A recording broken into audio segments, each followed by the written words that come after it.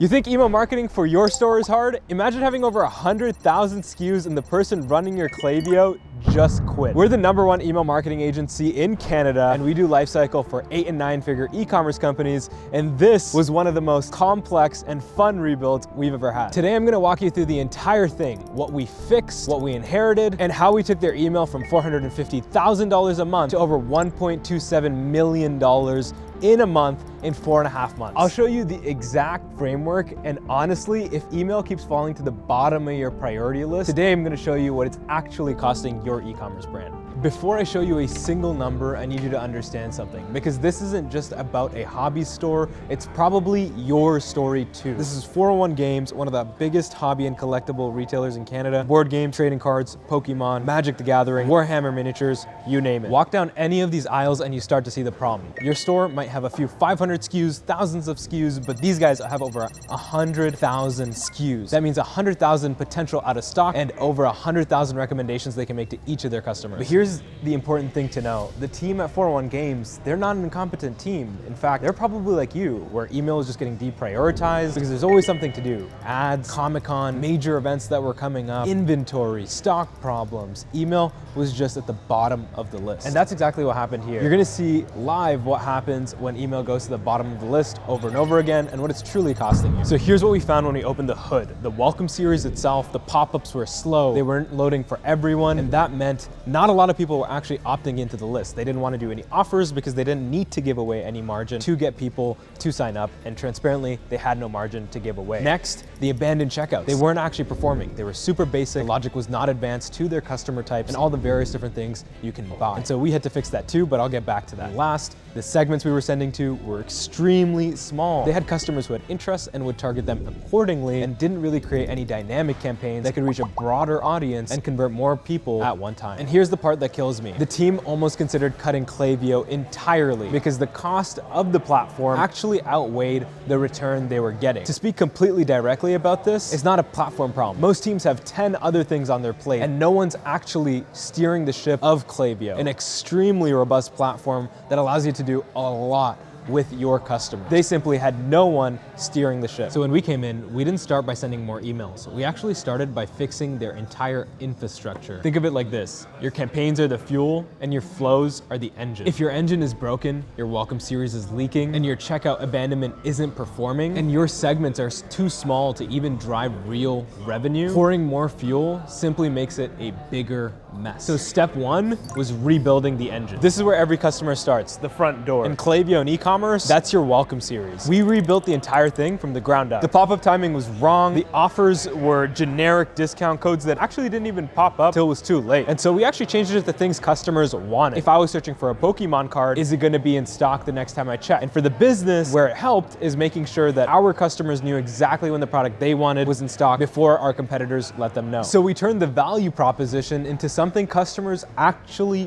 wanted. The flow itself, we used it to build trust. We talked about why 401 Games is the best choice, from being here for over 30 years and using its heritage as an advantage. In e-commerce, when someone can't actually come to the retail storefront, that almost means everything. And after building the trust, we created a clear hierarchy between each of the automations so that if you were on the welcome, we were actually utilizing it to just build trust. And if you were on something like viewing a product, we were able to get you to view it again and potentially add it to your cart. And quick win for anyone watching. If you have a welcome series and an abandoned checkout, it's likely that they might actually be shooting at the same exact time. And so you want to ensure your flows are not competing against each other like we did for 401 Games. Setting up the proper exclusions, the right inclusions, allows you to build a customer journey that builds trust, converts customers, and the single fix of making sure your flows are not cannibalizing each other can take your email revenue from being 20% of your store's total to actually driving incremental growth in the 30% overall attributed rate. And see how much variety there is in the store? We have board game customers as well as Pokemon customers. Two different types of people who shop at different frequencies, are looking for different things, and at the end of the day are completely different buyers for 401 Games. And so for them, they believed segmenting as niche and narrow as possible allowed them to make the most revenue from very specific customer types. The old segmentation was based on individual SKUs, which caused us to show them nothing but the thing they were interested in, but they were only sending to 2% of the entire list. And we changed that. Do you see how different the products are? From Pokemon all the way to board games. 401 Games Games is serving different types of customers, people who shop at different frequencies, have different interests, and have different buying patterns all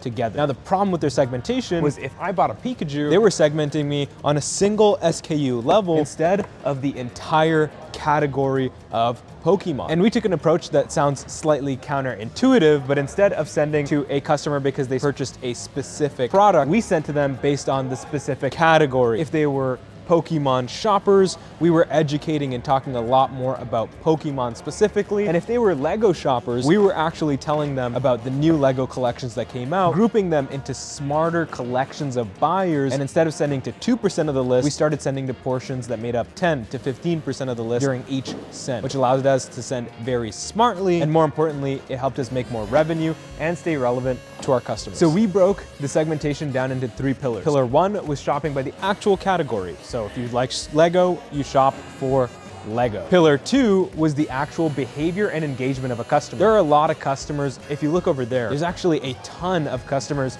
who buy Pokemon cards very, very frequently, some who are even playing, versus other customers who actually just come to buy one Lego set or one Pokemon card for Christmas. And so the purchasing frequency and buying behavior of these customers was the second way we were able to ensure we had different groups and different segments to send to. And for the special occasions, we'd send to the infrequent customers. And for the new releases and launches, if we felt someone was interested based off their buying behavior, we'd send them an email more frequently. Pillar 3 was something not a lot of people talk about, but product affinity. As we found trends where people liked certain types of product, and sometimes it was as nuanced as closed Pokemon cards versus open Pokemon cards, we were actually able to have smarter sending dedicated to those individual segments to really narrow down who we're talking to and cater to them better as well. With all that being said, we still had to back up the segments with a proper exclusion structure. We had 12 different segments we used to ensure we weren't reaching out to people who are wasting our time, which helped us improve our deliverability score 40% all the way past 90%. We built 12 suppression layers, invalid email, bounced email, spam markers, our sunset segments, and so many more. Because as we were expanding our reach, we also had to ensure that we weren't ruining our deliverability, and everyone we were now reaching out to, our emails were actually landing in their inbox. Now remember the abandoned checkout I mentioned, where they were only making $22,000 a month from a basic flow? Let me show you what we did to it and how it improved. The abandoned checkout, one of the first flows we actually completely fixed, from having the basic logic to advanced segmentation, smart sending, and changing the emails from a basic "you left your stuff behind" to driving urgency, scarcity, and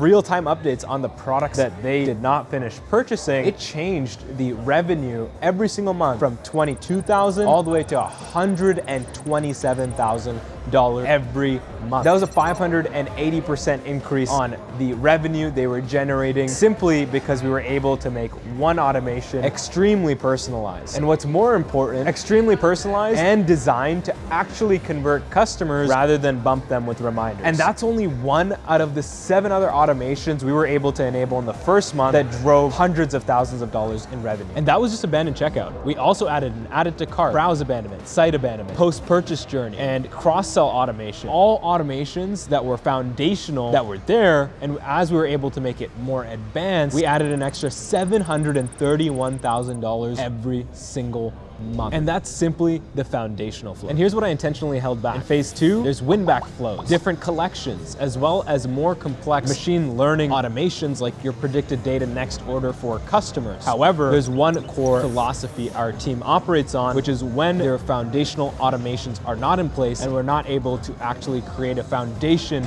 to help sustainably grow companies, there's no point in adding complexity. And so before jumping and trying to set up 12 or 18 different automations, we focused on the core 7 that allowed us to sustainably scale 401 Games to add millions of dollars every single year, but more importantly, do it in a way where they didn't break any of their systems and were able to layer in these advanced automations in a later phase. And I want to emphasize, for your brand, if you're adding complexity before you've even got the basics simplified as well as done right, you're missing a ton of revenue and you're probably chasing after another tactic that doesn't make sense. And if you're watching this and you want to learn how you can actually apply some of these strategies to your business, it's likely that you can book an audit call with us. I don't do this very often, but every time we post a video, we do try to make sure that you can go more in depth on your business with your email marketing. So if you're interested, book an audit call and let's get back into the video. All right, so jumping into the office to share some quick numbers. Before we opened the account, the total monthly Klaviyo revenue was $400 $151,000. The flow revenue accounting for $12,300 a month, and the campaigns itself accounting for $439,000 a month. But that was only reaching a very small portion of the list, and the average order value was $140. After we came on board, 4.5 months later, the total monthly Klaviyo revenue was $1.256 million. The flow revenue alone, $496,000 in 1 month. It's a 40x increase, 4,000% growth on just flows alone. The campaign revenue was up $760,000 a month, up 73%, and we unlocked an additional $30,000 to $50,000 a month in just the segmentation rebuild, and that's us ramping up. The average order value, $155, up almost 11%. So even though we had way more conversions, they were all still worth more. The flow conversions went from 63 per month to 4,671 per month. It's a 7,300% increase in conversions directly. The total monthly increase, 178%, from 450 to $1.257 million in 4.5 months. And that should really make you think. Investing in retention just seems like a headache until you actually get it done right and you see how significant ROI can be simply because you're optimizing around your customers rather than optimizing around your acquisition source. Now, before we came in, the Klaviyo platform alone was more expensive than the results it was generating, and the team that was considering cutting it entirely now uses it to account for majority of their profit in e-commerce sales. The platform not only pays for itself, but pays for itself before the month even gets started. With all that being said, I want you to keep in mind that this was all results in 4.5 months. Thankfully, with retention, the more data we collect, the longer and more sustainable the results actually get. We get to compound on decisions we made, and we get more revenue to build more infrastructure, which allows us to not only have a great revenue channel from retention, but it also creates a great customer experience. And with that being said, I will let you head back to the video. Look, I didn't show you this just to show you that a massive retail company is doing it better than your e-commerce brand. I showed you because I think you can do it too. You're running an e-commerce store, maybe doing 5, 10, or even $50 million. Email falls on your plate either directly or because you're accountable for the results of it. And you're not bad at your job. That's actually the problem. You're competent enough to see where email is and the gap between where it should be. You've had your CSMs, maybe even an agency, maybe even your own internal team, but you've hit a ceiling. Whatever the setup, you know it can be significantly better. You just can't get there with what you currently have. And meanwhile, email keeps getting deprioritized. There's always something more urgent like ads, inventory, your teammates, site redesign, product launch, the new meta algorithm. Email is never on fire and it will never be on fire. So it never gets fixed. What you just watched and the results I talked about is what happens when you finally take emails off your plate and do it right. 401 Games didn't need a miracle. They needed their foundations fixed. Flows before campaigns, segmentation built on real customer behaviors, actual infrastructure over tactics, and someone who's done this at scale enough to understand that it's being done right. We were able to pull the levers and know exactly where they are. If you're watching this and you think my email could probably be more, it probably should. Our team will do a free audit of your Klaviyo account where we'll actually grade your current system to where it should be for your current level. And if you want a breakdown of exactly what you should be doing next to achieve the same level of results that 401 Games was with us, you can go ahead and book a call down below and we'll give you the exact framework we use for our other e-commerce companies, exactly what you should be doing next to succeed. If you enjoyed this video, please subscribe